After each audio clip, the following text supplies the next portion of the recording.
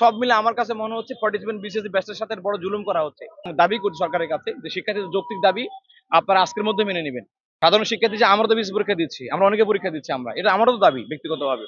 তো কাজে আমরা যারা আছি সাধারণ শিক্ষার্থী হিসেবে যারা আছে, আমি সবাইকে আহ্বান করব শুধুমাত্র বিসিএস পরীক্ষার্থী ভাইরা 47 এ না, আপনারা সবাই রাস্তায় নেমে আসেন। আমাদের শিক্ষার্থীরা লম্বা সময় ধরে অনশন করছে, তারা অবস্থান কর্মসূচি পালন করছে। ইসলামী ছাত্র শিবির এই দাবিটাকে যৌক্তিক মনে করে এবং সময় বৃদ্ধির জন্য আমরা দাবি জানাচ্ছি আবারও। এবং শিক্ষার্থীরা যে আন্দোলন করবে, সম্প্রতির সময় যে আন্দোলনগুলো থাকবে, সেখানে ইসলামী ছাত্র শিবির আমরা সর্বত্র সহযোগিতা করবো ইনশাল্লাহ। এই যৌক্তিক দাবিটা অবশ্যই পিএসসি কে মানতে হবে, মেনে এবং সময় বৃদ্ধি করার মাধ্যমে এই শিক্ষার্থীদের সাথে পাশে সরকারকে থাকতে হবে বর্তমানে।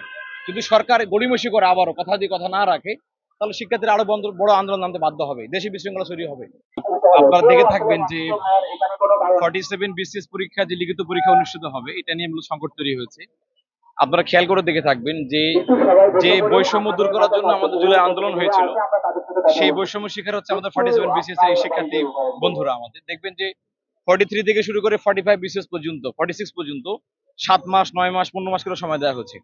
কিন্তু এবার বিসিএস ক্ষেত্রে দেখবেন মাত্র সর্বসাকুল্যে 69 দিন হলেও ক্যালকুলেশন করে সেটা মাত্র 50 দিনের মতো হয়ে যায় আলটিমেটলি।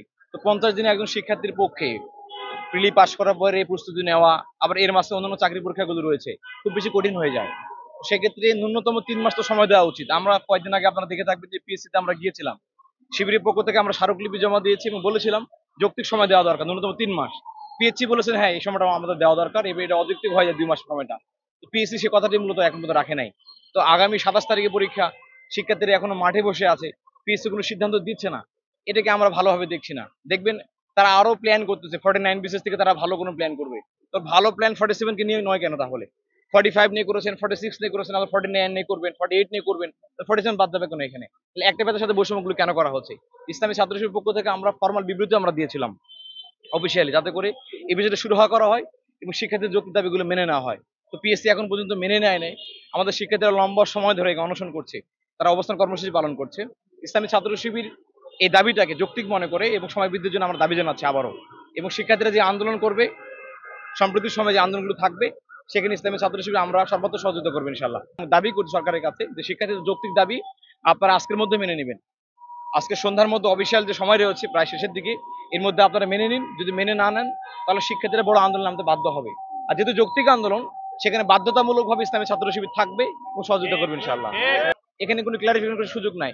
এরপর আপনারা দেখে থাকবেন যে হ্যাঁ, নন কাটারের বিষয়গুলো আছে, আবার রিপিট বিসিএস কাটারগুলোর বিষয়গুলো আছে, অনেকগুলো সংকট বর্তমানে তৈরি হয়েছে। হ্যাঁ, রিপিট কাটারের বিষয়গুলো এখন সলিউশন করা হয় নাই। তো সব মিলে আমার কাছে মনে হচ্ছে 47 বিসিএস ব্যাচের সাথে বড় জুলুম করা হচ্ছে, তাদের বৈষম্য স্বীকার করা হচ্ছে। কাজে এই বৈষম্য স্বীকার যেন না হয়, এই জন্য আমরা উদাত্ত আহ্বান সরকারকে জানাবো, দয়া করে আপনারা এগুলো বন্ধ করে শিক্ষার্থীদের যৌক্তিক দাবিগুলো মেনে নিন প্লিজ।